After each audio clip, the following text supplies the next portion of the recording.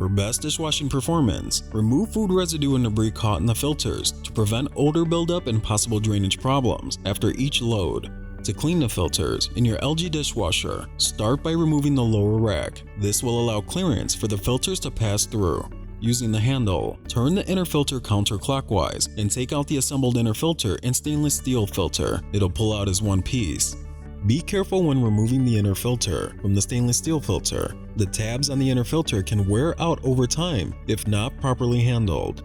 Rotate the inner filter until you feel there is enough room between the tab and the stainless steel rim. Then push the tab with your thumb and remove.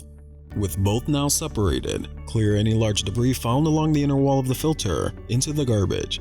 Then clean the filters under running water using a soft cloth or non-abrasive brush. When finished, reassemble the filters back together and follow the steps in reverse to reinstall. Be sure to firmly rotate the inner filter until it locks into place, and set the lower rack back into position. It is recommended to clean the filters at least once a month, especially in areas with hard water.